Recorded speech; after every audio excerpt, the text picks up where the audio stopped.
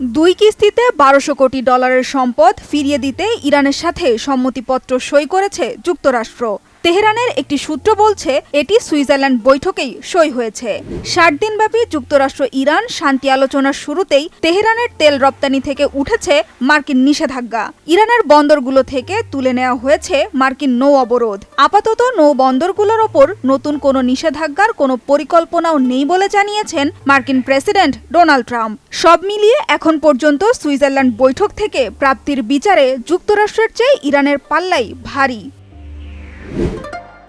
শুধু তাই নয়, বহু প্রত্যাশিত ওই বৈঠক শেষে বিজয়ীর বেশে ওমানে যান ইরানের প্রতিনিধি দল। হরমুজ প্রণালী দিয়ে জাহাজ চলাচলের নতুন বন্দোবস্ত নিয়ে ওমান সরকারের সাথে বৈঠক করেন তারা। ওমানও বরাবরের মতোই আন্তর্জাতিক নিয়ম মেনে ইরানের প্রতি সমর্থনের বিষয়টি পুনর্ব্যক্ত করেছে। একদিকে ওমান ইরানের সম্পর্ক যখন আরও মজবুত হওয়ার আলোচনা হচ্ছে, ঠিক তখনই শান্তি আলোচনা এগিয়ে নিতে পাকিস্তান সফরে গেছেন ইরানের প্রেসিডেন্ট মাসুদ পেজেশকিয়ান। গত ২৮ ফেব্রুয়ারি থেকে যুদ্ধ শুরুর পর এটিই তার প্রথম বিদেশ সফর। যুক্তরাষ্ট্রের সাথে শান্তি সংলাপের প্রধান মধ্যস্থতাকারী পাকিস্তানে এই সফরে তেহরান ইসলামাবাদ সহযোগিতা জোরদারের কথা বলা হলেও স্থায়ী শান্তি চুক্তিতে তেহরানের স্বার্থ রক্ষাই সর্বোচ্চ গুরুত্ব পাবে বলে ধারণা বিশ্লেষকদের। আর কৌশলী কূটনীতিতে প্রেসিডেন্ট পেজেশকিয়ানকে সঙ্গ দিতে ওমানে জরুরি বৈঠক শেষে পাকিস্তান গেছেন ইরানের পররাষ্ট্রমন্ত্রী আব্বাস আরাকচি।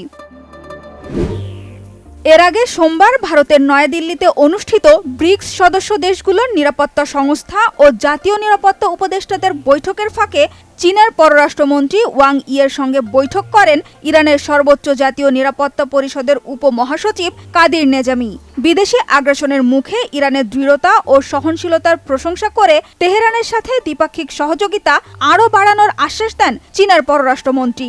আন্তর্জাতিক সম্পর্ক বিশেষজ্ঞরা বলছেন, গত প্রায় ৪ মাস বিশ্বের অন্যতম পরাশক্তি যুক্তরাষ্ট্র ও তার পরম মিত্র ইসরায়েলকে একাই মোকাবিলা করা ইরানের দল ভারী হতে শুরু করেছে। যুদ্ধের শুরুতে সৌদি আরব আমেরিকার কৌশলী মিত্রের ভূমিকায় থাকলেও এখন ইরানের তোপের মুখে মধ্যস্থতাকারীর কাজ করছে। ইরান অভিযান প্রশ্নে চীন সফরে গিয়েও সমর্থন আদায়ে ব্যর্থ হয়েছেন মার্কিন প্রেসিডেন্ট।